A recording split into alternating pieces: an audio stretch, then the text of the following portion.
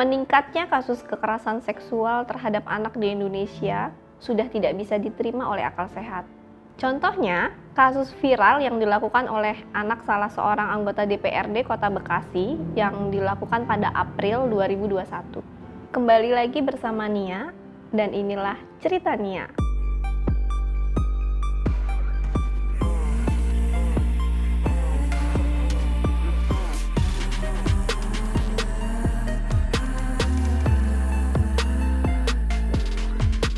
Oke, jadi waktu awal ketemu itu sebenarnya PP ketemunya itu bukan sama AT duluan, tapi sama temennya AT. Jadi PP kenalan sama cowok gitu di media sosial, kemudian mereka tukar-tukaran nomor WhatsApp, ketemu. Nah, saat lagi ketemu nih sama salah satu temennya ini, dia dijemput gitu di gang rumah, terus mereka naik motor pergi ke salah satu rumah temennya gitu. Nah, ketemu nih sama AT. Ketemu sama AT, ngobrol gitu. Nah, kemudian keesokan harinya gitu si AT ini menghubungi PP melalui media sosial juga. Akhirnya mereka kayak tukar-tukaran nomor kontak lagi. Terus dia dibawa ke, mereka kan semakin dekat nih, intens komunikasinya, kemudian dibawa ke rumahnya AT. Nah, kebetulan kondisi rumah AT menurut PP nih memang lumayan besar gitu. Jadi rumah orang tuanya memang sama AT ini maksudnya nggak satu rumah tapi satu lokasi gitulah mungkin ya. Nah, itu dibawa ke sana, kemudian mereka semakin dekat, akhirnya mereka menurut pengakuan PP mereka berpacaran, kemudian sempat beberapa kali melakukan hubungan badan di rumah AT gitu. Kemudian juga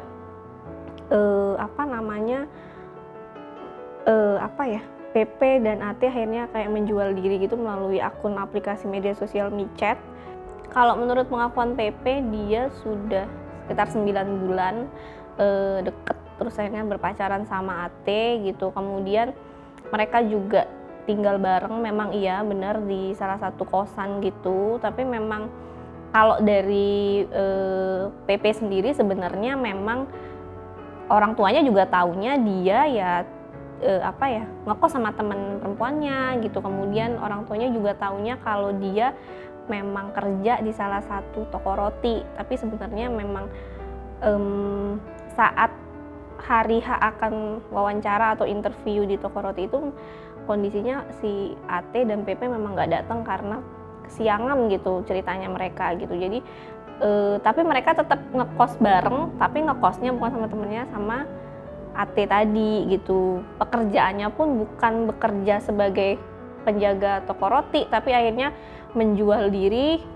yang dijajakan melalui media sosial yaitu micet tadi. Jadi PP ini sehari bisa menjual diri 4-5 orang laki-laki di kontrakannya gitu. Nah, dia biasanya dia dapat dari hasil menjajakan itu bisa 200 atau sampai 300 ribu gitu. Nah, sebenarnya PP sendiri itu beberapa kali dia sudah, misalnya gini, karena kadang-kadang kan dia itu karena sudah hampir setiap hari dia sudah merasa, misalnya dia capek nih gitu, aduh capek hari ini, cuma kadang-kadang si AT-nya itu tetap kayak maksa atau marah menurut pengakuannya PP ini. Jadi ketika memang dia marah kalau misalnya PP nggak mau melayani pelanggan pada hari itu, dia nggak segan tuh misalnya untuk mukul, untuk melakukan kekerasan fisik, apalagi kalau si AT-nya itu lagi terpengaruh sama misalnya minuman keras gitu. Itu sih kalau pengakuan dari PP. Makanya akhirnya sempat kan ada kejadian di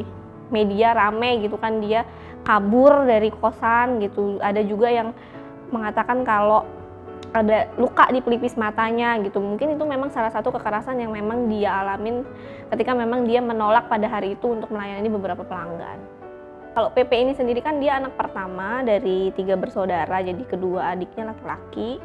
Nah, sebenarnya dia tergolong dari keluarga yang cukup gitu. Nah, kedua orang tuanya bekerja sebagai PNS, tapi memang dari pagi sampai malam sibuk bekerja. Jadi kalau memang PP ini sekolah atau ada kegiatan di luar, adik-adiknya lebih banyak dititipkan di rumah neneknya seperti itu. Jadi akhirnya PP juga banyak menghabiskan waktu di luar sama teman-temannya, dan orang tuanya juga nggak begitu banyak tahu nih kalau misalnya dia keluar jam berapa, pulang jam berapa, kayak gitu kan. Lebih tepatnya ya udah karena memang kedua orang tuanya posisinya nggak di rumah.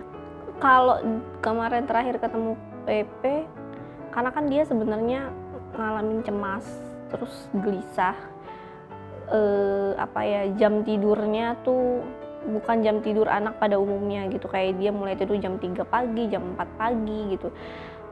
Artinya kan pola tidurnya bukan pola tidur anak, itu kan harus dia butuh penanganan psikologis atau pendampingan psikologis dari misalnya psikolog gitu untuk menyelesaikan masalah apa nih yang ada dalam dirinya dia, terutama masalah-masalah psikologis kayak kekerasan seksual, kekerasan fisik yang udah dialamin itu penting banget sih buat si PP sendiri, terutama buat dia melangkah ke depan lagi supaya dia nggak kena sama masalah yang sama, tetapi dia juga dalam dirinya ngerasa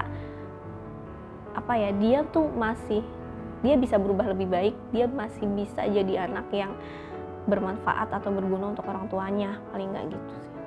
Kalau dilihat kemarin waktu ketemu tuh udah pasti PP mengalami peristiwa traumatis, yaitu berupa kekerasan fisik dan kekerasan seksual, karena kan dia setiap hari harus melayani laki-laki 4-5 orang gitu. Dan karena kejadian ini juga kan akhirnya dia lebih banyak menghabiskan waktunya di rumah gitu, di kamar, dan akhirnya nggak bersosialisasi sama orang lain, ditambah lagi kasusnya viral gitu kan, banyak orang yang akhirnya tahu gitu, terus banyak orang juga yang akhirnya berkunjung ke rumahnya kan, jadi akhirnya secara otomatis juga dalam hal bersosialisasi, berinteraksi dengan orang lain ya dia akhirnya lebih banyak dilakukan di rumah. Itu kan berdampak besar banget sih sama dia.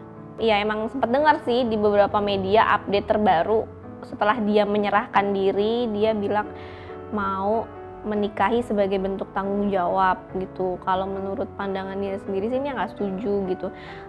Korban dipersatukan lagi sama pelaku gitu, itu bukan sebuah solusi yang baik untuk si korban terutama gitu. Apalagi kita kan nggak tahu nih sebenarnya niat pelaku ada apa gitu. Apakah untuk meringankan hukuman gitu, atau memang sebagai suatu penyelesaian masalah sebentar, nanti emang itu menjadi jaminan pernikahannya adalah suatu masalahnya akan selesai, kan kita nggak tahu ke depannya.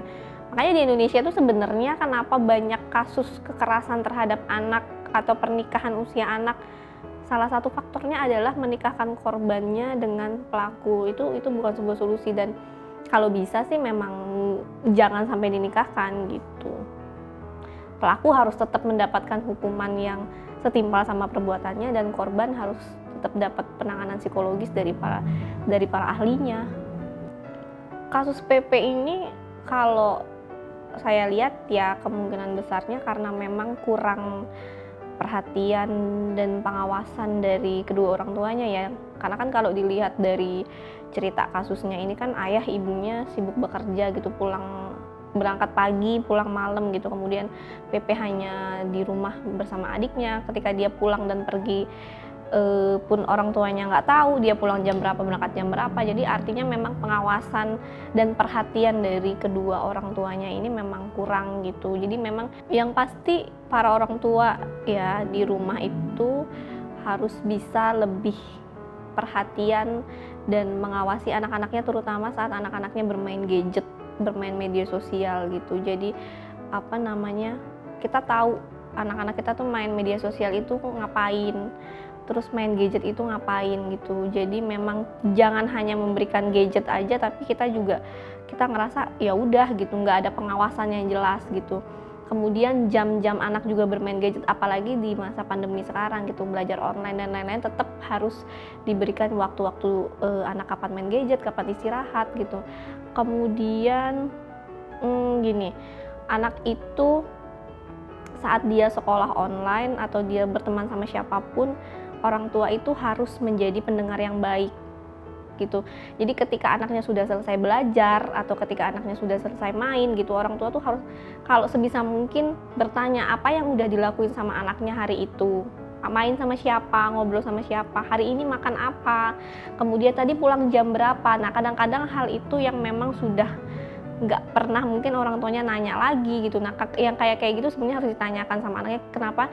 Ketika memang ngelihat sesuatu hal yang janggal atau anak itu ngerasa ada yang dia nggak nyaman, dia ada tempat bercerita gitu. Karena kebanyakan anak yang menjadi korban itu mereka cenderung untuk nggak berani bercerita karena secara sama orang tua pun mereka nggak deket gitu. Kemudian juga saat mereka mau cerita juga mereka ngerasa takut justru nanti dimarahin gitu. Nah, tapi kalau orang tua setiap harinya memberikan waktu misalnya setengah jam untuk ngobrol sama anaknya, kamu hari ini sama siapa, ngobrol mainnya sama siapa, pulang jam berapa, tadi main handphone pas sekolah daring belajarnya apa, paling hal-hal yang kayak gitu.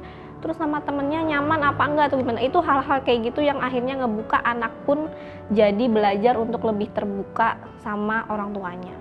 Dengan adanya kasus ini, semoga bisa menjadi pembelajaran untuk para sahabat anak Indonesia di luar sana, terutama para orang tua, supaya bisa lebih aware, kemudian juga lebih terbuka, lebih bisa sesering mungkin berkomunikasi terhadap anak-anaknya, sehingga apapun yang terjadi sama anaknya saat itu langsung bisa cepet tahu nih gitu. Nah, sekian ceritanya untuk hari ini, dan untuk sahabat anak Indonesia di rumah yang ingin berbagi cerita dengannya boleh komen di bawah ini. Tapi jangan lupa dukung terus Komnas TV Anak dengan cara like, comment, share, and subscribe.